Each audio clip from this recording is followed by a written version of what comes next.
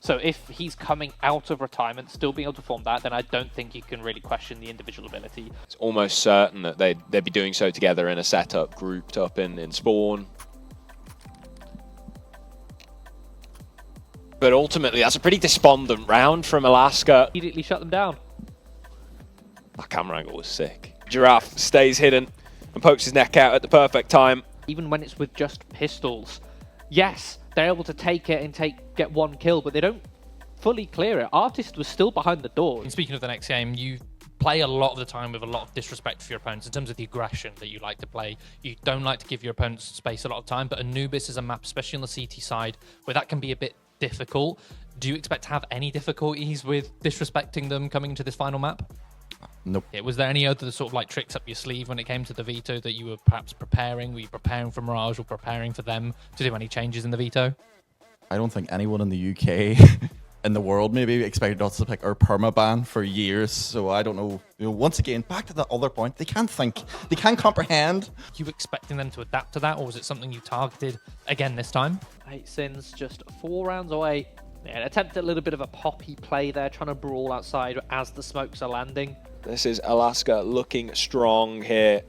A massive, massive misstep for Alaska. Easy kill from the MP9 on Giraffe. That's artist's play, man. Yeah. And the fact that Alaska just sit and wait for them, 3 headshots, like they had, because those fights were taken so early, those engagements were so early on, it means that they can just... Here with Prime, after what was quite a narrow victory on your map of Mirage, it started off like really strong. You had that 5-0 start. Then they got a bit of a run going on to Nuke next. Feeling confident? That's obviously like their, sort of famously best map.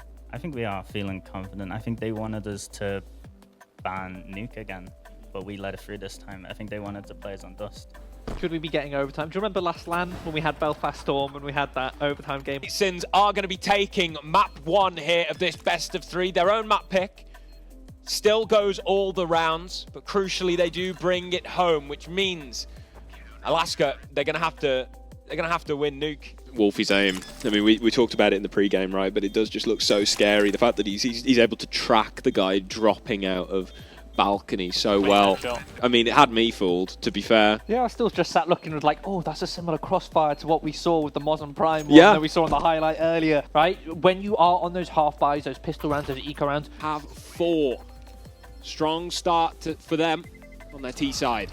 That's such an important round. The second rounds can sometimes be more important than the pistol. We always emphasize how much pistols can control the economy, can decide halves. But if the CTs go for a force buy after losing the second, that can ultimately decide the economy following that. Molotov still being deployed. In fact, here we go. We can see from the back of Dutchy. Yeah, we'll go for this. Let's do it. All right.